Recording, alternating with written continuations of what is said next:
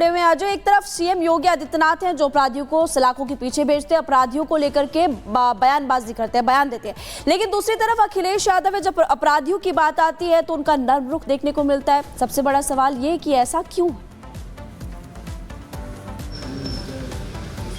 देखिए, राजनीतिक तौर पर अगर देखा जाए तो राजनीतिक इतिहास उत्तर प्रदेश का बताता है कि गुंडे माफिया का पक्ष किस तरफ है और दूसरा जो पक्ष है वो किस तरफ है। मुख्यमंत्री योगी आदित्यनाथ ने सत्ता में आने के संग जो कार्रवाई जो zero tolerance law and order के मामले में रखा है उसी का उदाहरण है। अब जब मुख्यमंत्री डीएनए की बात कर रहे हैं, कल का जो बयान चर्चा में है संभल पर, उनकी जो पहली प्रतिक्रिया है वो अव्यवस्था और जिस तरीके से घटनाक्रम बांग्लादेश में हुआ है उसे रेफरेंस में देते हुए, बाबर का रेफरेंस देते हुए डीएनए की बात कर रहे हैं। वही जो अखिलेश यादव कह रहे हैं उसको लेकर अलग अलग राजनीतिक चर्चाएं लखनऊ में की जा रही हैं। तो निश्चित तौर पर संभल को लेकर मामला गर्म है। एक तरफ दोनों विपक्षी दल जो है, चाहे वो कांग्रेस हो चाहे वो समाजवादी पार्टी हो, कोशिश संभल में अपना डेलीगेशन भेजने की कर रहे हैं। वहीं सरकार ने अपना रुख एकदम अख्तियार किया हुआ है कि जब तक लॉ एंड ऑर्डर ठीक नहीं होगा कोई भी जो बाहरी व्यक्ति है संभल नहीं आ सकता। तो निश्चित ही उत्तर प्रदेश की राजनीति में अब ये डीएनए का मुद्दा एक बड़ा विवाद की जड़ बनता दिखाई दे रहा है और आने वाले शीतकालीन सत्र में विधानसभा में भी ये मुद्दा गूंजता हुआ दिखाई देगा, ऐसी आशंका है।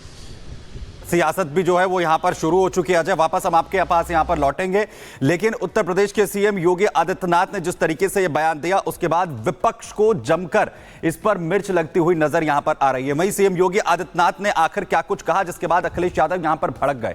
बांग्लादेश में जो हुआ वो संभल में हो रहा है, यह कहते हुए सीएम योगी आदित्यनाथ नजर आते हैं। वो कहते हैं कि इन घटनाओं की प्रकृति एक है, इसकी प्रकृति को वो एक बताते हुए नजर आते हैं। वो कहते हैं कि हिंदुओं पर हिंसा करने वालों का डीएनए एक है, जो बांग्लादेश में हिंसा कर रहे हैं, जो संभल में हिंसा कर रहे हैं। ये लोग हिंदू विरोधी जो काम है वो लगातार कर रहे हैं, बांग्लादेश में भी वैसे ही अंजाम दिए जा रहे हैं। और आप लोग गलतफहमी में मत रहना, सीएम योगी कहते हैं कि आप लोग गलतफहमी में मत रहना।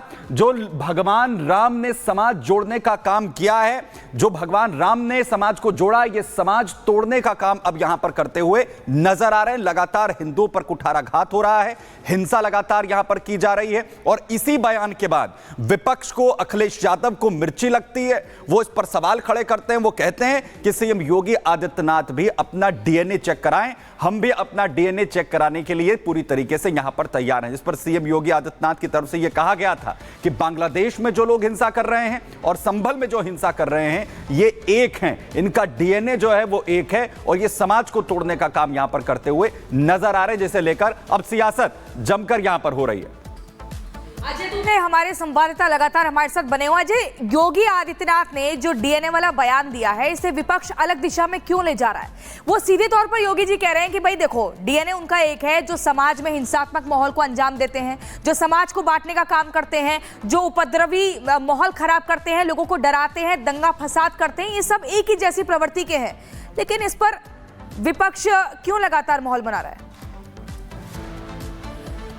आपके पास आएंगे अजय, आपके पास आएंगे, लेकिन इसी बीच एक और बड़ी खबर आ रही है और ये बड़ी खबर है किसानों से जुड़ी हुई। अपने दर्शकों को बता दें, सीधे तस्वीरें हम आपको दिखा रहे हैं, किसानों के प्रदर्शन की तस्वीरें दिखा रहे हैं। हाथों में झंडा लिए दिल्ली जाने के लिए आ रहे हैं किसान। ये किसानों का देखिए पूरा जो जत्था है एक जगह इकट्ठा हो गया है, दिल्ली जाने के लिए अड़े हुए हैं। अन्नदाता का नाम, लेकिन आंदोलन है इनका काम। और वही इन तस्वीरों में दिख रहा है कैसे शंभू बॉर्डर पर डटे हुए हैं किसान, दिल्ली जाने के लिए अड़े हुए हैं और लगातार दिल्ली कूच का यहाँ पर आह्वान कर रहे हैं। लेकिन इन्हें रोकने का यहाँ पर प्रयास किया गया है क्योंकि क्या कुछ मंशा है इसको लेकर अभी तमाम तरह के सवाल उठ रहे हैं। दिल्ली कूच का ऐलान कर चुके हैं। पहली तस्वीर में आप देखिए, दूसरी तस्वीर देखिए, शंभू बॉर्डर पर किसान डटे हुए हैं और अच्छी खासी यहाँ पर संख्या दिख रही है इन किसानों की। एक्सक्लूसिव तस्वीरें हम रिपब्लिक भारत पर आपको दिखा रहे हैं और इन किसानों की सीधे तौर पर जो तमाम मांगे हैं उनको लेकर ये इकट्ठा हो गए हैं। दिल्ली जाना चाहते हैं, वहां जाकर प्रदर्शन करना चाहते हैं, अपनी आवाज को बुलंद करना चाहते हैं। शंभू बॉर्डर से दिल्ली कूच की तैयारी है, लेकिन अभी इन किसानों को रोका गया है शंभू बॉर्डर पर ताकि ये आगे अभी ना बढ़े, क्योंकि आपको बता दें हर बार माहौल बिगड़ता है, रास्ते जाम होते हैं और हिंसात्मक तस्वीरें भी कई बार सामने आती हैं और उन सब चीजों पर रोक लग सके इसीलिए रोका जा रहा है। लेकिन ये तस्वीरें आपको दिखा रहे हैं, दिल्ली कूच का ऐलान किसान कर चुके हैं। तमाम अपनी मांगों को लेकर शंभू बॉर्डर पर डटे हुए हैं, अड़े हुए हैं, हाथ में झंडा है, मांगे हैं। क्या कुछ कह रहे हैं आप सुनिए एक बार। लोगों का जमावड़ा एक जगह ना लगे, इसलिए एहतियात बरतने की सलाह लोगों को दी जा रही है। नियमों की अवहेलना होगी तो सख्ती से कार्रवाई की जाएगी, दोषियों को बख्शा नहीं जाएगा। आखिर संभल में क्या कुछ मौजूदा हाल बना हुआ है, क्यों अलर्ट जारी किया गया है, इस रिपोर्ट में देखिए।